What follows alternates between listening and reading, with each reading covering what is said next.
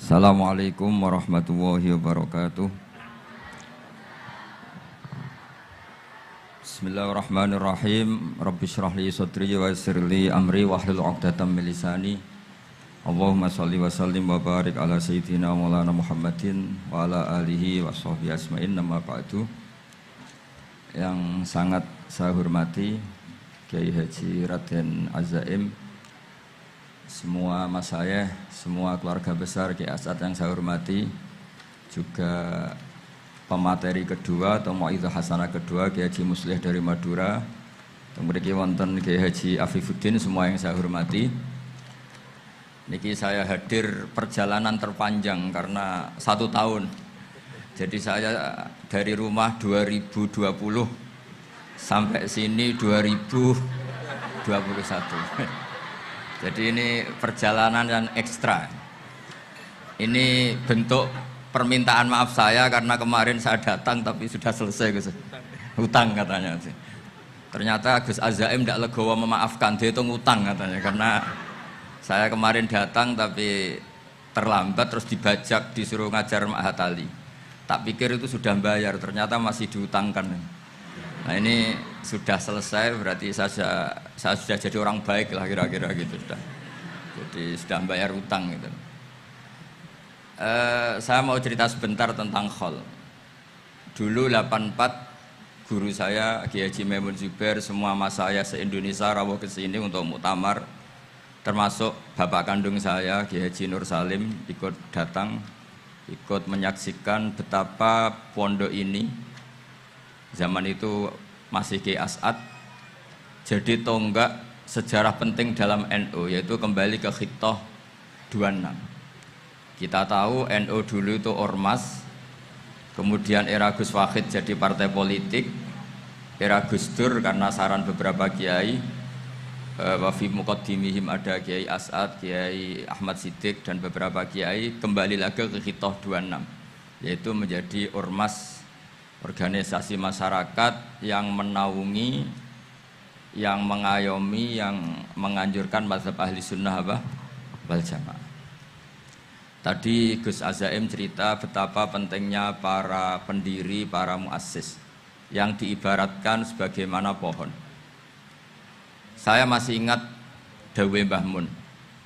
Saya nanti cerita mas saya sebentar, terus cerita kitab Al-Ataqah As-Somadiyah dikarang Said Muhammad, fawaidnya maksudnya. Kalau Islam Arab, ini kata Mbah Mun, kalau Islam Arab itu contohnya kayak pohon kurma, jadi kuat. Dan wajah tasbihnya itu di daunnya tidak jatuh. Tapi kalau Islam Indonesia kata Mbah Mun itu kayak padi, jadi ya agak doyong-doyong sedikit gitu. Jadi untuk menghadapi angin besar itu pilihannya 2, Anda kekar kayak kurma atau fleksibel kayak padi.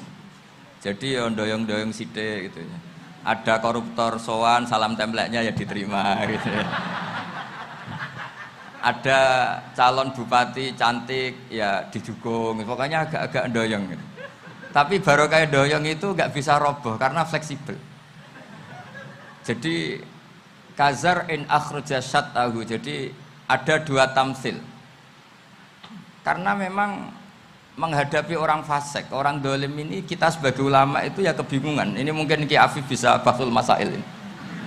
Karena pertanyaannya gini, saya berkali-kali digojlok sama bapak saya. Berteman orang fasik hukumnya gimana? Pasti dijawab haram. Tapi kalau pertanyaannya dibalik, membina orang fasik hukumnya gimana? Baik. Dan bisa membina kalau berteman. Makanya Gus Azaim pernah bikin seni deh, muktamar seni. Anggap saja madhabnya seperti itu gitu. Jadi ya agak doyong-doyong sedikit. Masa ketop berteman orang yang macam-macam, tapi itu fleksibel. Nyatanya tetap soleh sampai sekarang gitu. Itu berarti itu ya gitu kata Bamun itu. Jadi untuk menahan angin yang besar pilihannya hanya 2. Anda kokoh kayak pohon kurma atau fleksibel kayak padi. Nah, Islam Indonesia kata Mbah Mun itu pari wae katanya, padi. Jadi ungkapan-ungkapan para masyayikh ini penting karena khazanah yang saya baca Saya berkali-kali cerita ini dalam kitab Khilyatul Auliya. Itu Abu Nu'aim al-Asfihani cerita tentang riwayat Sufyan bin Uyainah. Ini gurunya Imam Syafi'i. Itu setiap kali Nabi Isa dan Yahya, ini dua nabi yang sekurun, sama-sama masih muda. Nabi Yahya itu senengannya dolan ke orang-orang soleh, menyambangi orang-orang soleh. Tentu itu bagus. Tapi kalau Nabi Isa ini suka menyambangi orang-orang yang fasik, orang-orang yang nggak jelas. Ketika dua beliau ini ketemu, tentu yang perlu jawaban Nabi Isa karena kontroversi, berteman sama orang-orang yang nggak jelas. Kata beliau, innama ana tabibun udawil mardo. Seorang kiai, seorang nabi, orang yang baik itu ibarat dokter. Di mana-mana dokter tuh ngobati orang yang apa? Sakit. Kalau Anda dokter dan peneliti satu penyakit, pasti cari daerah yang banyak pandeminya. Masa neliti pandemi di orang-orang yang apa? Sehat. Jadi ini juga perlu dibahsul masailkan, karena tadi dibolak-balik itu. Bina orang berteman orang fasik hukumnya haram, karena wa in kana dasarrin fajannibhu sur'atan. Tapi kalau bina orang fasik hukumnya baik. Bisa bina kalau berteman. Jadi fikih itu ya karena dibolak-balik. Makanya sholat juga gitu, sholat yang tumak ninah yang lama itu ya bagus. Masa jagongan mbek pangeran nggak asik, jagongan sama teman aja asik, masa jagongan sama pangeran tidak apa asik. Tapi kalau Ibnu Abbas sholat tuh cepet. Ketika ditanya kenapa kalau anda sholat cepet, setan baru tata-tata mau goda sudah selesai. Karena setan itu ya jaga jaim tuh, jaga image. Jadi kalau mau goda orang itu ya surinan dulu, macak-macak dulu. Ternyata mau ke situ sholatnya sudah selesai. Lah kebetulan mazhab saya itu yang kedua itu gitu. Jadi kalau Gus Azaim itu sholat lama sekali. Itu ada mazhab tandingan, yaitu mazhab saya. Itu karena ini sepuh saya, meskipun top beliau tapi sepuh saya. Saya sudah 50, beliau baru 40. Ini berarti baru memulai kiai. Kalau pakai umur nubuah ini baru memulai. Jadi mazhab itu penting. Jadi pembanding itu harus diutarakan. Sehingga dalam fikih manapun itu sebuah mazhab itu harus diuji itu lewat pembanding. Dulu itu setiap debat fikih antar ulama itu mesti nggak ada yang menang. Misalnya saya kiai kelihatan miskin tuh ya baik supaya santri-santri yang miskin itu punya teman gitu. Karena rata-rata santri itu miskin, nah dikancani kiai kan seneng gitu. Tapi problemnya kiai yang miskin itu ya nggak bisa nolong santri karena dia sendiri apa? Miskin. Makanya dulu Imam Syafi'i itu pengagum orang miskin. Setelah ngaji Imam Malik tanya, ya Imam Malik, orang yang sealim jenengan itu siapa? Jawabnya Imam Malik lucu. Dulu Abu Hanifah, sekarang orangnya sudah meninggal ya. Ilmunya dititipkan atau diwaris oleh Muhammad bin Hasan Asy-Syaibani. Akhirnya Imam Syafi'i dibiayai Imam Malik ke Irak. Imam Syafi'i miskin, bisanya ke sana dibiayai Imam Malik. Itu seperti Abu Ya Said Muhammad masyhur, ini murid beliau. Kalau ada santri boyong kan mesti apa? Disangoni. Ketika datang ke Irak, Muhammad bin Hasan Asy-Syaibani itu nata uang, nata emas itu di ruang tamu. Jadi ngitung uang itu di ruang tamu. Miliatan. Ini kaget, ini kiai kok kedonyan kata Imam Syafi'i gitu. Tapi apa kata Muhammad bin Hasan Asy-Syaibani? Anda kagum ini, Anda kaget ini. Kalau kamu menyoal orang soleh kaya, ini tak kasihkan orang-orang fasik. Biar dipakai judi, dipakai selingkuh, dipakai maksiat. Jangan-jangan. Harta ini harus tetap di orang soleh. Kalau ke orang fasik, bahaya. Berarti kiai boleh kaya, boleh. Semenjak itu ada gerakan kiai kudu sugih. Ya ada yang kesampaian, ada yang enggak gitu aja. Tapi karena kalau pakai logika fikih, harta itu fitnah. Oke, seakan-akan harta itu masalah. Tapi kalau ini dikuasai orang dolim, maka masalah besar. Jika orang-orang soleh ini harus juga menguasai harta. Nah, terus lama-lama dikiaskan kekuasaan. Kalau yang kuasain orang fasik, orang tidak sholat ribet. Akhirnya kiai terus dukung, ya akhirnya ikut politik tadi. Nak menawa bupatine kena diatur gitu. Diatur kon salat orang ngasih proposal, maksudnya diatur keng salat maksud. Ini cerita-cerita apa logika fikih. Makanya saya sering ngaji kitab-kitab itu, diantara yang saya suka adalah ada dialog besar yang terjadi di antara orang-orang pilihan, termasuk bahkan di antara para nabi dan Tuhan. Jadi unik, Allah sendiri kadang mengajari kecerdasan para nabi itu ya lewat dialog. Masyhur itu, Nabi Ibrahim itu punya ruang khusus untuk sholat dan tidak boleh siapapun masuk situ. Tahu-tahu ada yang sudah di situ. Beliau membuka, kaget. Siapa memberi izin ke kamu yang punya rumah ini? Saya yang punya rumah dan saya tidak memberi izin kamu. Yang memberi izin saya itu yang punya saya, kamu dan rumah ini. Yaitu Allah Ta'ala katanya. Wah, berarti kamu malaikat dong? Iya, saya malaikat Israel. Disuruh nyabut nyawa kamu kan? Ya agak sopan karena nggak pernah mondok di Salafiyah itu namanya malaikat Israel itu. Itu akhirnya Nabi Ibrahim bilang, wah itu keliru, Anda pasti keliru. Hal ra'aita habiban yumitu habibah, hal ra'aita khalilan yumitu khalilah. Saya ini Khalilur Rahman, saya ini kekasih Allah. Masa ada kekasih bunuh yang dikasih? Itu Israel akhirnya ngaji, masuk akal juga. Ternyata perintah ini mungkin hoax ya, pokoknya dia terus mikir akhirnya. Iya ya, masa ini kekasih Allah kemudian oleh Allah dibunuh, dimatikan. Terbanglah Israel, matur lagi, ya Allah, kata Ibrahim, hal ra'aita khalilan yumitu khalilah. Masa kekasih bunuh yang dia apa? Kasih. Kayaknya masuk akal Gusti. Mulai ngaji lah kira-kira gitu malaikat itu. Akhirnya oleh Allah dijawab, ya sudah begini, kamu datang ke Ibrahim bilang, hal ra'aita habiban yakrahu ayyalqa habibah. Masa kekasih tidak siap ketemu yang dikasih. Nah, jadi akhirnya Nabi Ibrahim, Israel datang lagi. Logikanya sekarang enggak gitu, begini katanya diajarin. Hal ra'aita habiban yakrahu ayyalqa habibah. Masa kekasih tidak siap ketemu yang dikasih. Terus kata Ibrahim, oke, ya terus mau meninggal. Jadi kalau jenengan cinta betul sama Allah ya harus, ya tidak usah, jangan sekarang tapi. Kalau mati di rumah aja, kalau di pondok ngerepotnya kiainya nanti itu. Tapi nanti setelah punya cucu banyak lah. Nah, barokahnya baca ini, dialog-dialog orang pilihan ini akan tersibak. Karena tidak dalam semua kebaikan itu nggak ada logikanya, rata-rata ada logikanya. Misalnya begini, kalau Anda orang soleh, kemudian anak Anda pamit mau sekolah di Jerman, pilihan Anda mengizinkan apa enggak? Karena potensi jadi fasik ya tinggi, karena di tempat-tempat maksiat.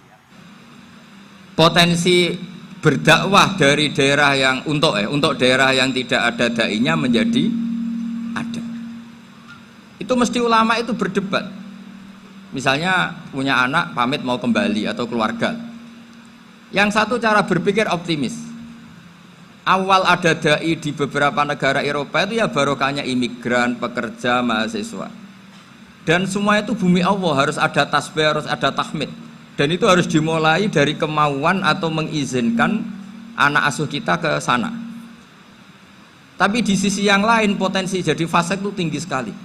Pemana iman pas-pasan. Nah hal-hal seperti ini itu pasti jadi perdebatan. Dan kita harus menjawab. Dan tadi kayaknya di semua Basul Masail Pondok Salafiyah jawabnya pede semua, nggak ada ragu, nggak ada khilaf. Baguslah kalau pede. Meskipun nanti mungkin ada ulama lain yang cara berpikir apa? Berbeda. Sehingga ini saya cerita ya. Sehingga di kitab-kitab fikih, misalnya saya kok hidup di Bali sudah punya komunitas ngaji. Itu kok saya pindah ke Sukorejo sini. Banyak ulama yang mengatakan haram. Karena membiarkan bumi Allah yang sudah pernah ada orang yang sujud kemudian ditinggalkan kosong dan kemudian dikuasai orang yang tidak sujud. Jadi dianggap itu pembiaran. Jadi banyak di kitab Qalyubi, sarahnya Mahalli, jika ada seorang muslim yang hidup di negara orang kafir, dia nyaman, tidak dapat teror, itu nggak boleh lagi pindah ke negara Islam yang sehat. Karena takutnya li alla yastau liyal kafir tilkal buka, supaya bumi itu tidak dikuasai orang kafir. Jadi ini hal-hal yang para fuqaha itu harus berdebat. Karena ini masalah-masalah furu'iyah. Sehingga mulai dulu ya banyak ulama yang nyun sewu berpolitik, mulai Wali Songo sampai sekarang alhamdulillah yang minat banyak. Mungkin bedanya ikhlas sama tidaknya.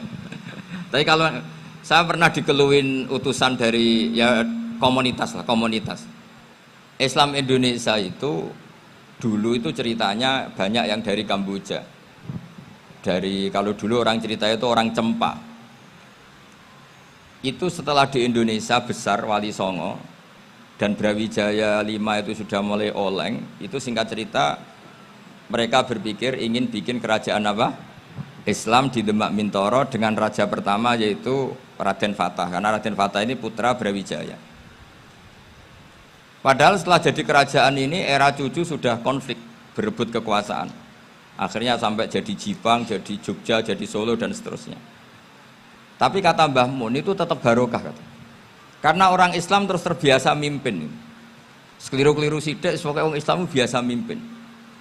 Sehingga zaman Mbah Hashim ya sudah mimpin Masumi, zaman Ki As'ad pengaruhnya besar, sampai sekarang Kiai pengaruhnya besar. Nah barokahnya Kiai pengaruh besar ini sampai moral jadi ukuran. Misalnya sekarang ada calon bupati kok nggak sholat, itu pasti kalah. Jadi sholat itu jadi tolok ukur untuk calon apa? Bupati. Meskipun mungkin punya efek pura-pura sholat, tapi nggak apa-apa lah. Sementing moral ini jadi ukuran. Sementara yang di Thailand, di Patani, itu karena dulu pelajarannya tasawuf, itu orang nggak ambisi mimpin dunia. Tahu-tahu dipimpin. Dan akhirnya nyuwun sewu ya saake Islam-Islam yang dulu terlalu tasawuf karena nggak punya pengalaman memimpin, akhirnya lazimnya konsekuensinya hanya dipimpin. Tapi Islam Indonesia beda, karena kulino mimpin itu akhirnya dari orang Islam biasa menjadi Islam yang sholat sampai Islam yang bisa ngaji, itu bisa mimpin negara. Tentu yang paling populer dimulai Gus Dur.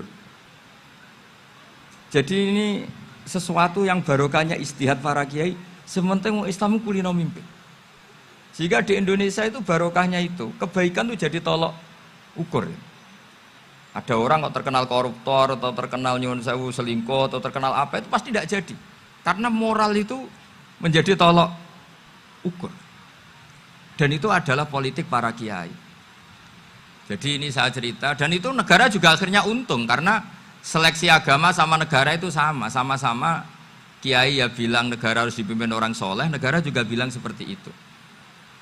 Nah, ketokohan-ketokohan para beliau-beliau ini yang maulah bekerja sama dengan umarok. Kita tahu dulu Pak Harto ya rawuh ke sini ketika Muktamar 84, rawuh ke Ki As'ad, ketika mau kembali ke Khittah juga dirembuk oleh ulama dan umarok. Dan akhirnya ini menjadi negara yang alhamdulillah semoga selalu menuju baldatun thayyibatu wa rabbun ghafur. Nah, kemudian di sini saya tabarruk dengan Said Muhammad, gurunya Kiai Haji Azaim. Saya mau cerita tentang amaliyah tadi. Saya sebetulnya nggak niat bacakan bab itu, gara-gara ada khataman jumlahnya banyak saya jadi pusing. Ini panitianya tanya, khatam betul apa enggak? Iya Gus, khatam betul. Tapi kayaknya saya tidak yakin itu. Karena saya ini kan dari pondok tahfidz itu. Biasanya anak khataman itu ya rodok bodoni itu. Wes dibaca buanter sing nyemak yang mendelok pojoke tok.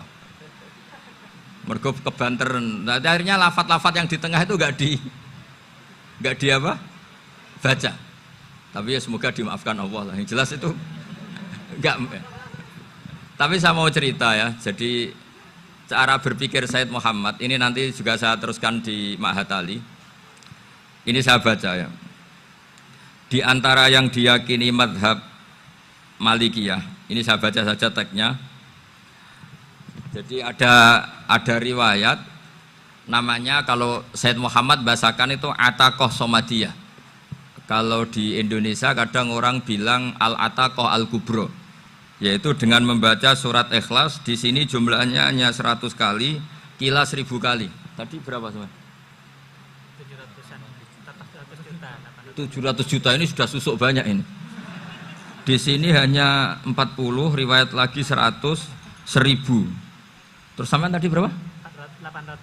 800 juta. Wah ini sudah susuk ini.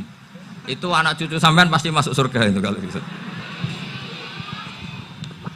Ini saya baca, ini kitabnya Sayyid Muhammad ini. Suratul Ikhlasi wal Itqu minan nar.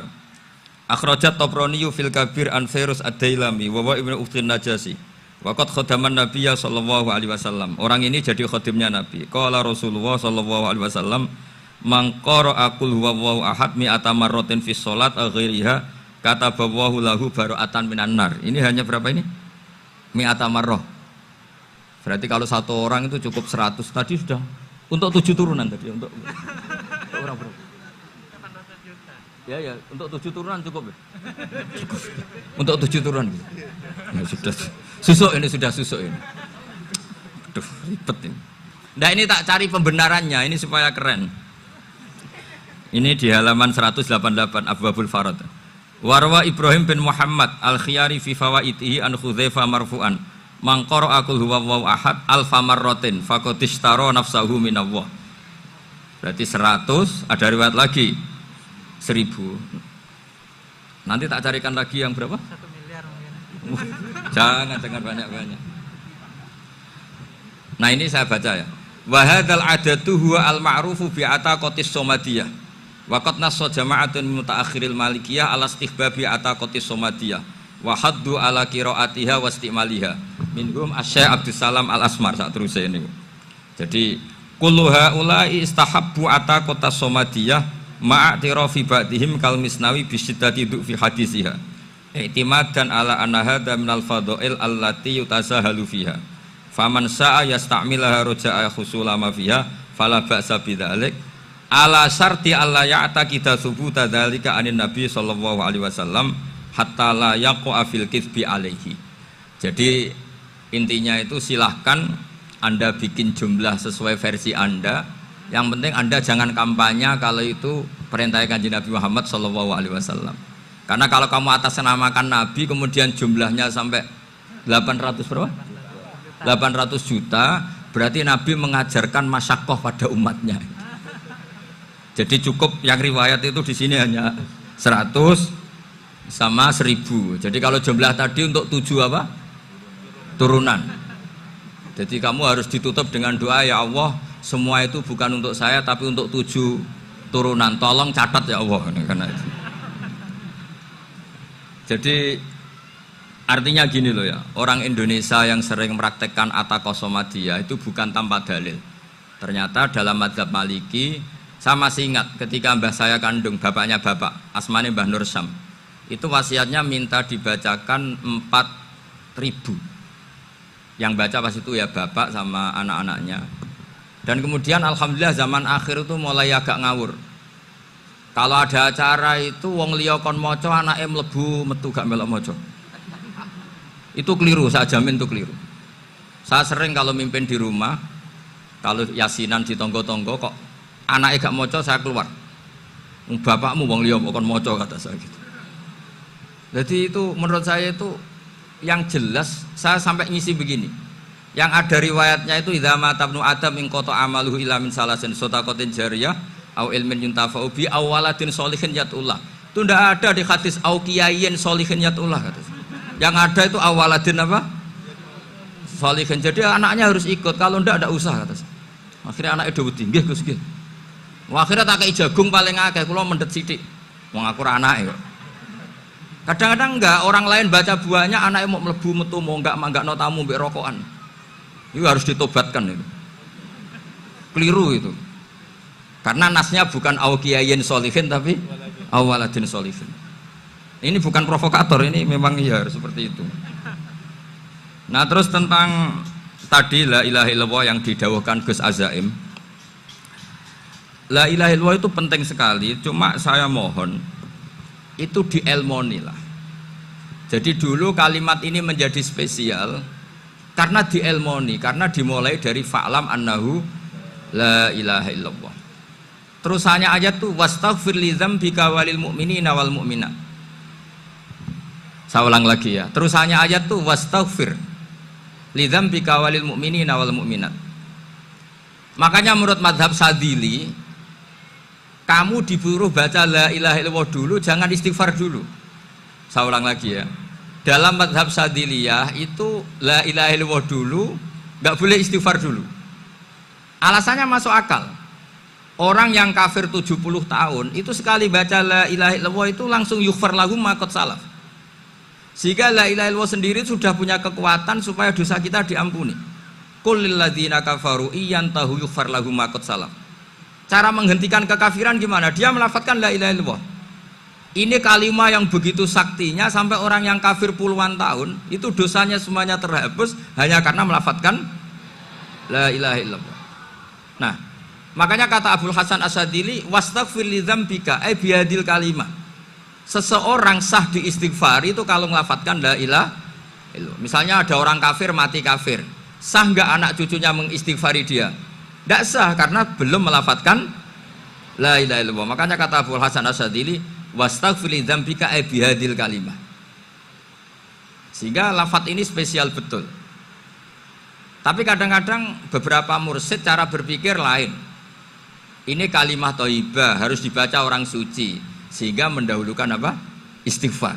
Untuk supaya pas ngelafatkan kalimah thayyibah sudah dalam keadaan apa? Suci. Itu juga masuk akal. Tapi secara meyakinkan saya sendiri lebih mengikuti manhajnya Abil Hasan Asyadzili karena alasannya tadi, yang kafir puluhan tahun saja langsung luntur dosanya karena melafadzkan la ilaha illallah. Artinya la ilaha illallah sendiri sudah bagian dari istighfar.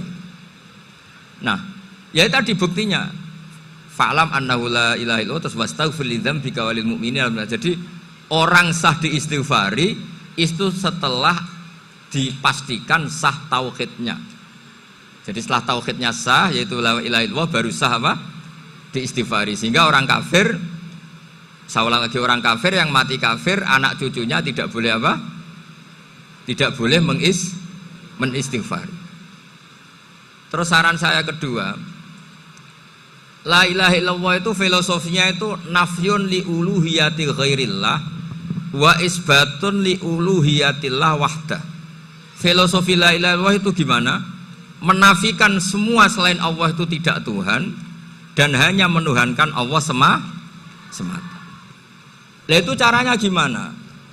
Caranya kita harus terbiasa ini, karena tadi saya dibilangin panitia ini rata-rata mustameknya atau mustamiatnya ini santri. Caranya gimana? Dilatih pakai logika. Saya berkali-kali cerita kalau ngaji, saya sekaligus kampanye. Allah itu Tuhan yang begitu fair. Untuk menjadi Tuhan Allah mempersilahkan, ada kualifikasi Tuhan.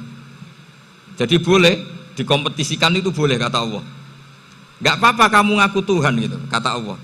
Tapi nak ngaku pangeran itu paling gak ya direputasi lah, ada verifikasinya. Dimulai dari apa? Ya kalau jadi Tuhan itu setidaknya bikin langit bumi lah, aturannya gitu. Jadi kalau daftar bupati ya daftarlah ke KPU. Masa tahu-tahu jadi apa? Tuhan kemudian tidak punya prestasi bikin langit bumi. Sehingga Allah itu cara ngendikan itu ya fair.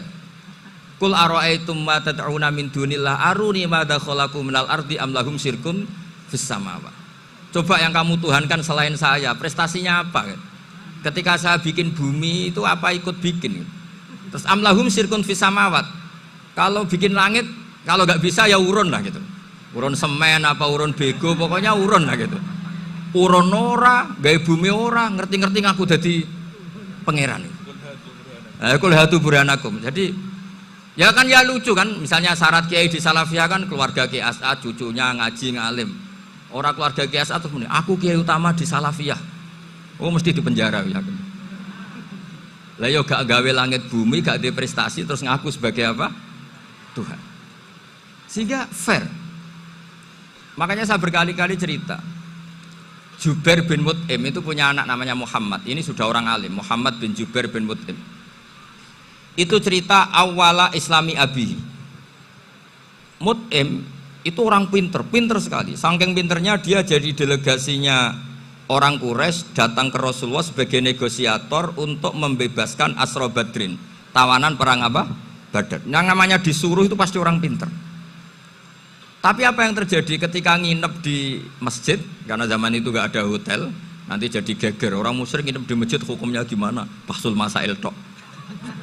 Zaman itu mau tidak mau. Kalau sekarang kan ada hotel, kiai juga punya wisma. Apa yang terjadi? Orang ini cerdas sekali. Dan delalah Nabi pas sholat maghrib itu baca wattur wa kitabim mastur sampai am khalaqus samawati wal ard. Ya kalau kamu jadi Tuhan ya setidaknya menciptakan langit bumi lah.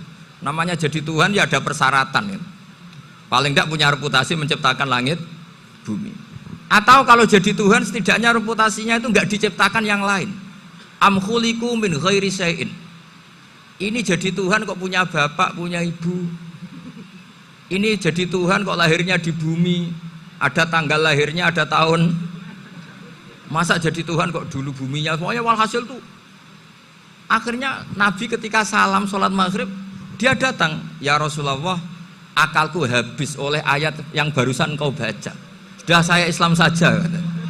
Argumentasi selain Allah Tuhan itu batal. Itu, lah saya mohon santri-santri salafiyah itu baca Quran sampai seperti itu. Jadi jangan hanya khataman banyak-banyakan maksudnya. Ini bukan nyindir ini, ngamuk ini.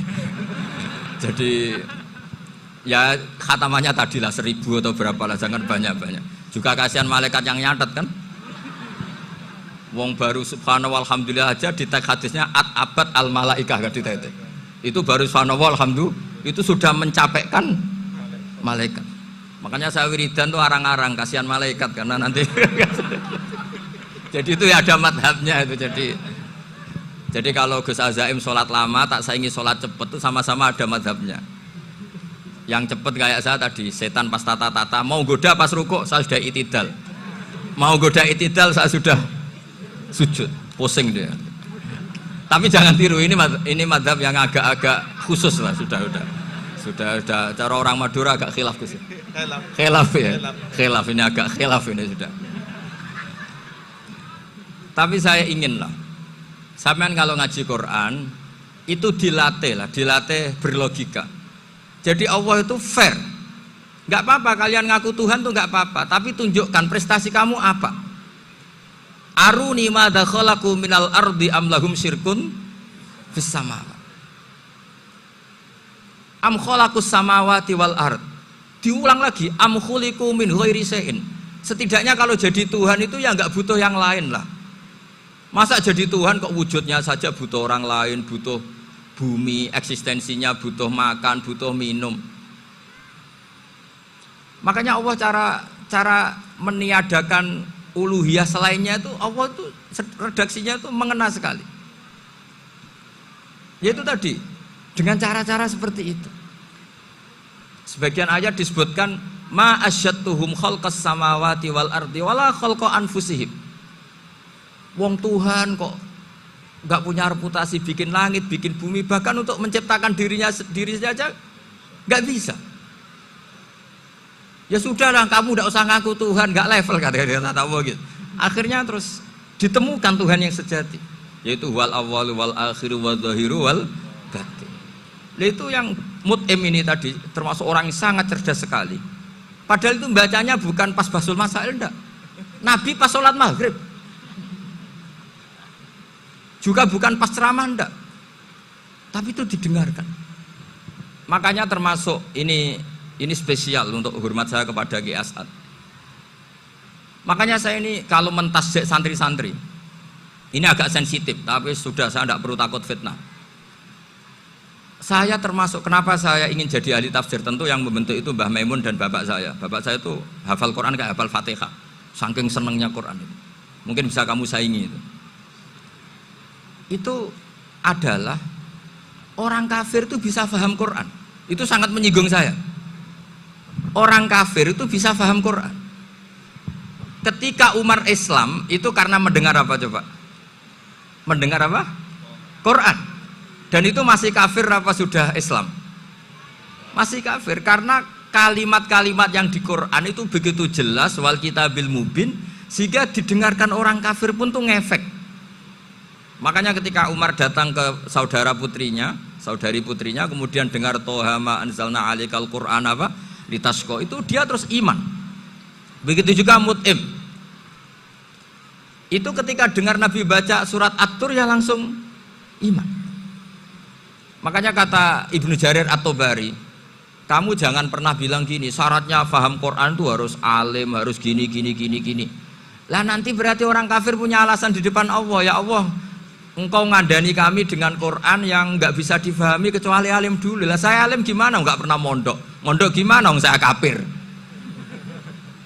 Jadi artinya gini loh, kata Ibnu Jarir At-Tabari, Allah tidak mungkin mengatakan gini, ifhamil Quran bima la fahmalaka. Quran itu harus kamu fahami. Sementara orang kafir karena lafadznya Quran khusus gak bisa memahami. Makanya Quran itu dibaca. Itu banyak orang kafir yang menjadi muslim karena mendengar apa?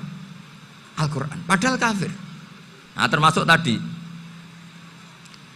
Muhammad bin Jubair bin Mut'im ini itu menjadi Islam ya karena mendengar Quran.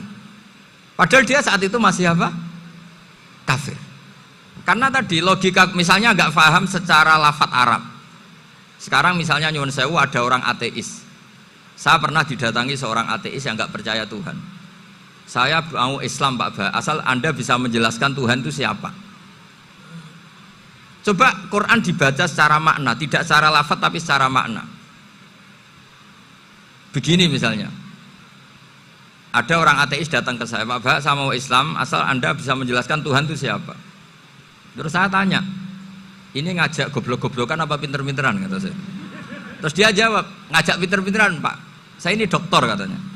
Maksudnya di akademiknya dia doktor, mungkin jurusan matematika atau apa, tapi di ketuhanannya jeblok.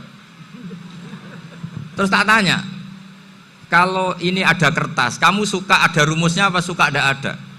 Ya suka ada rumusnya. Kenapa ada kertas? Ya karena ada yang bikin. Nah kira-kira berstatus membikin atau membuat itu sesuatunya maujud apa enggak? Ya pasti maujud lah, pasti ada. Ya sudah, anggap Tuhan itu adalah sebab dari semua yang ada. Masa alam yang seperti ini, langit dan bumi ini maujudat, kemudian kamu katakan kholaqohal adam, bahwa alam raya yang maujud ini diciptakan oleh ketiadaan. Ya juga, berarti Tuhan itu ya. Ya itu yang namanya Tuhan. Lalu mulai dulu kiai-kiai ngomong gitu kan saya Islam katanya. Jadi kiai-kiai itu kadang-kadang kalau dakwah pokoknya KBU digawe Tuhan. Beda dengan dakwanya orang-orang mantek. Orang-orang mantek itu kan nggak pernah nyebut Allah. Ini alam khawadis, labuda min muhdis. Meskipun mereka, nah muhdis ini menurut Islam namanya Allah. Tapi sebetulnya kan nggak langsung bilang Allah. Jadi tak kasih tahu, alam raya ini mewujud nggak? Ya mewujud Pak Ba. Bisa nggak sesuatu yang nggak ada menjadi faktor wujudnya yang ada? Ya nggak bisa, namanya nggak ada itu nggak bisa jadi faktor. Nah itu hebatnya ulama-ulama kita ketika mengenalkan Allah itu siapa? Zat yang wajibil wujud. Jadi kita ini kalah pinter ulama-ulama dulu. Ya alhamdulillah kalahnya sama ulama dulu. Kalau kalah sama ulama sekarang isen lah. Jadi ulama dulu sudah pinter. Pasti pertanyaan dasar manusia, hadil maujudat tuh man kholaqoha, siapa yang menciptakan? Kalau kamu langsung jawab Allah atau Tuhan, mereka pasti tidak nerima. Ya jawab saja, hadil maujudat mesti kholaqoha maujudun. Nah berhubung maujud ini berstatus pencipta, harus super.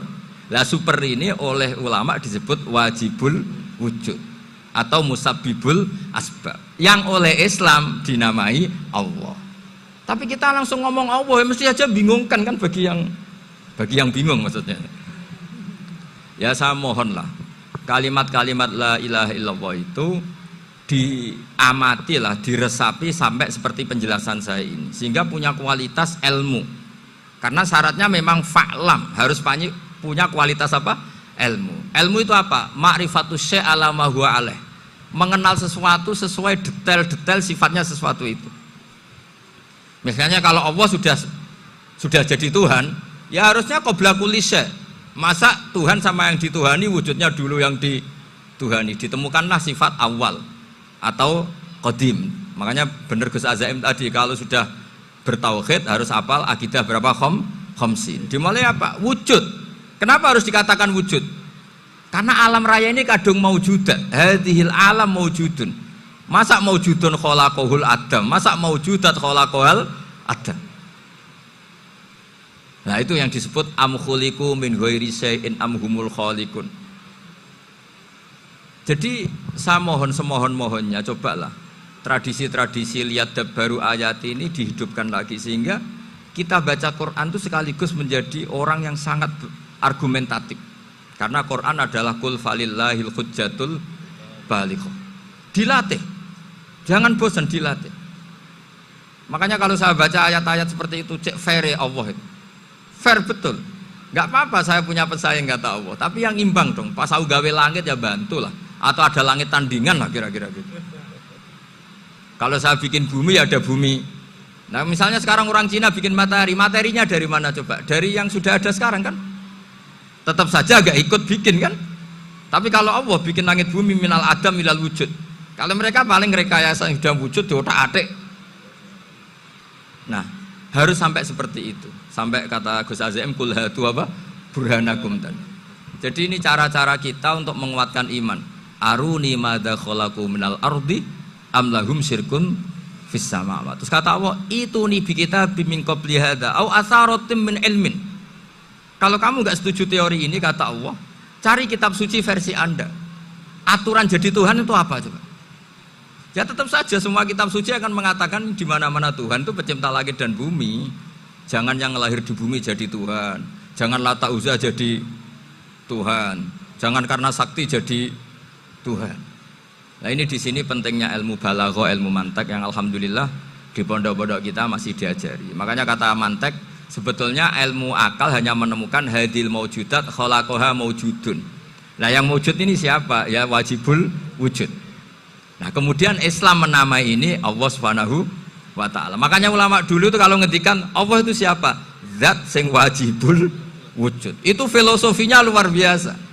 Karena dengan seperti ini bisa menafikan teori ateisme bahwa alam raya ini diciptakan oleh ketiadaan. Makanya saya bilang tadi ngajak goblok-goblokan apa pinter-pinteran gitu. Lah nek ngajak goblok-goblokan yang ini hadhil maujudat khalaqahal adam. Terus kita goblok bareng. Loh iya kan barang maujud diciptakan yang tidak maujud. Wong ora wujud kok mempengaruhi sing wujud. Ya monggo nak goblok bareng kata. Akhirnya, enggak loh Gus, saya ini dokter masa kamu ajak goblok? Ya sudah pinter saja kata saya. Alhamdulillah karena debat kecil ini dia menjadi nyaman lagi dengan apa? Islam. Memang saya tentu nggak bisa disalahkan doktoralnya karena di ilmu yang selain apa? Teologi gitu. Tapi kan polanya dia pasti pinter. Makanya ini sekaligus mengingatkan anak-anak lah. Kecakapan menjelaskan itu harus dilatih karena di antara kelebihannya Quran itu wal kitabil apa? Mubin, yaitu kitab yang punya kemampuan menjelaskan. Ini yang terakhir saya beri contoh. Terakhir ini penjelasan Quran. Dulu orang kafir itu cara berpikir itu begini, Muhammad, urusan kita ini banyak, problem kita banyak. Masa iya urusan yang banyak ini cukup dengan satu Tuhan? Kalau problem banyak ya Tuhannya harus banyak. Ada Tuhan pohon, Tuhan hujan. Ya kayak Cina itu ada Dewi Kuan Im keberuntungan, ada yang sial, yang pokoknya diurus yang banyak lah. Maka mereka bilang aja'alal alihata ilaha wahida inna hadza la syai'un ujab. Ini aneh urusan banyak kok Tuhannya satu, ini aneh lah. Tapi Nabi secara sabar dan yang diomongnya orang kafir. Tidak anak Mahatali, orang kafir. Jadi nanti kalau anak Mahatali gak paham Quran kebangetan, orang kafir saja paham. Akhirnya Nabi secara santai, secara rileks memberi penjelasan gini. Kalau Anda menjadi buruh, kalau orang Arab dulu bilang abdan. Kamu suka enggak punya majikan banyak, perintahnya beda-beda, semuanya memaksa kamu untuk nurut. Sama punya majikan satu yang baik. Ya enggak suka lah Muhammad kalau majikan saya banyak, semuanya berhak merintah saya, enggak enak. Majikannya satu saja. Terus kata Nabi, Tuhanmu itu majikan kamu. Kalau Tuhannya banyak, kamu bingung, nanti perintahnya banyak. Akhirnya mereka paham.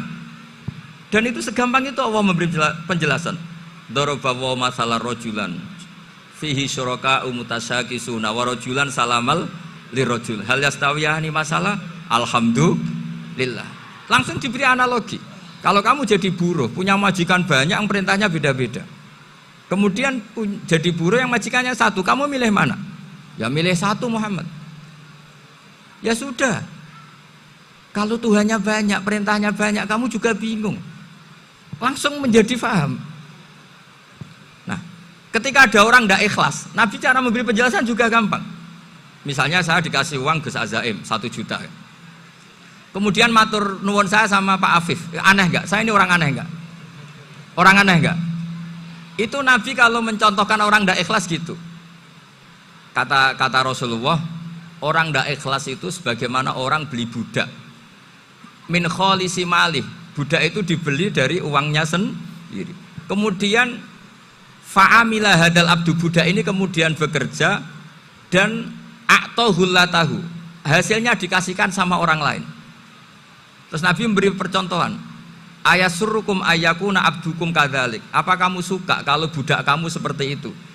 Dulu orang-orang dulu kan beli budak untuk disuruh bekerja, terus disuruh setor apa hasilnya. Jadi budaknya kamu yang beli, yang biayai. Kalau sekarang mungkin nggak ada budak, gini lah. Saya nyuruh Zaid, tak kasih mobil, tak kasih bensin, tak kasih uang jalan supaya narik angkot. Hasilnya disuruh ngasihkan saya. Ternyata dikasihkan orang lain dan matur nuwun sama orang. Kamu suka punya budak seperti itu? Ya tidak suka ya Rasulullah. Ya ibaratnya seperti itu. Bumi yang bikin Allah, nyawa kamu yang bikin Allah, semua fasilitas dari Allah. Kemudian kamu menyembah selain Allah. Segampang itu. Dan Nabi telaten sampai dulu yang mayoritas orang kafir menjadi mayoritas Muslim, dan semuanya tanpa paksaan, la ikroha fiddin, karena qad tabayyana rusdu minal ghayy. Nah, cara tabayana gimana? Yaitu punya kemampuan menjelaskan. Wal kitabil apa? Mubin. Ini makanya saya mohon lah, ini saya mohon semohon-mohonnya anak-anak ini kan kader-kadernya Mbah Samsul Arifin, Mbah As'ad, Gus Fawaid, sekarang Gus Azaim, semuanya harus punya kemampuan wal kitabil apa? Mubin. Sehingga diantara sifatnya Nabi itu fatonah, punya kecerdasan. Nabi itu gak pernah debat kalah, itu meskipun sudah terdesak gak pernah kalah. Pernah Nabi itu ngendikan la adwa wala tiarata, tidak ada penyakit menular. Ada orang yang mungkin kurang suka iseng, ada onta yang sudah gudiken dijejerno sama yang waras, ternyata yang waras jadi gudiken. Akhirnya Nabi diundang lah kira-kira gitu. Ya Rasulullah, kata engkau gak ada penyakit menular, tapi ini onta yang gak gudiken tak jejerkan yang gudiken ikut gudiken, berarti kan menular. Nabi santai jawab, faman jarrobal awal, lalu yang pertama gudiken ketularan siapa katanya. Wah kalau ini asli Nabi, ya sudah seperti itu. Jadi ngiranya dia menang karena yang gudikan pertama nulari yang kedua. Ternyata Nabi tanyanya lagi, faman jarrobal awala, yang gudikan yang pertama siapa? Oh ini asli ya, maksud saya itu. Jadi Nabi itu gak pernah kalah, karena Nabi punya apa? Fatona. Jadi saya mohon, ya tadi makanya ini efeknya itu khatamannya gak boleh banyak-banyak ya. Maksud saya kalau musim khataman ya gak apa-apa, khataman banyak-banyak. Tapi kalau gak musim khataman ya musim-musim tadabbur gitu. Tapi kalau ini musim khataman ya monggo lah. Cuma saya kok kasihan malaikatnya tadi itu kok. Ya ngoten mawon, minta maaf. Assalamualaikum warahmatullahi wabarakatuh.